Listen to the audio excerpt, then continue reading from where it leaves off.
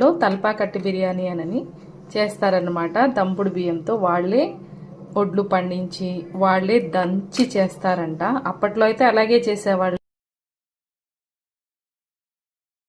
అండి. అలాంటిదే బిర్యానీ కూడా.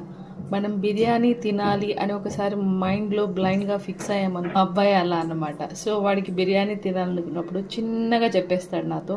ఇంకా పిల్లలు కదా, వాళ్ళకి చేసి పెట్టకుండా అయితే ఉండలేము. ఈరోజు బిర్యానీ నేను బిర్యానీ రైస్తో చేయలేదు, దంపుడు బియ్యంతో చేశాను. యాక్చువల్గా తమిళనాడులో తల్పాకట్టు బిర్యానీ అని చేస్తారనమాట. దంపుడు బియ్యంతో వాళ్ళే ఒడ్లు పండించి వాళ్ళే దంచి చేస్తారంట. అప్పట్లో అయితే అలాగే చేసేవాళ్ళు. మరి ఇప్పుడు ఎలా చేస్తున్నారనేది వాళ్ళకే తెలియాలి. సో ఈరోజు మా ఇంట్లో ఉన్న దంపుడు బియ్యంతో నేనైతే చికెన్ బిర్యానీ చేశాను మా అబ్బాయి కోసం, అలాగే మా కోసం కూడా. ఎలా అనిపించిందో కామెంట్ చేయండి. మీలో ఎంతమంది బిర్యానీ లవర్స్ ఉన్నారు?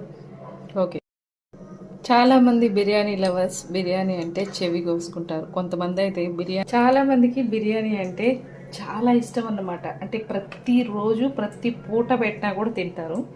వేడివేడిగా పొగలు వస్తుంది, ఇప్పుడే చేసాం కదా. సో చూడండి, ఇది దంపుడు బియ్యం అని తెలుస్తున్నాయి కానీ టేస్ట్ మాత్రం చాలా బాగుంటుంది. అక్కడైతే బియ్యం సగం బియ్యం లాగా అయిపోయి ఉంటాయి. నేను తల్పాకట్టు బిర్యానీ అని చెప్పాను కదా.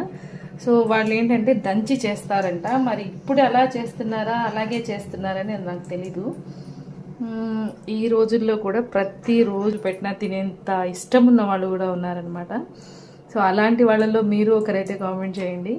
నేను మరీ అంతేం కాదు కానీ, సో తినాలి అనుకున్నప్పుడు, నాకు తినాలనుకున్నప్పుడు కాదు, పిల్లలకి తినాలన్నప్పుడు ఖచ్చితంగా చేసి పెడతాను. వాళ్ళకి చేస్తాం కదా, ఇంకా కొంచెం నేను కూడా తింటానమాట.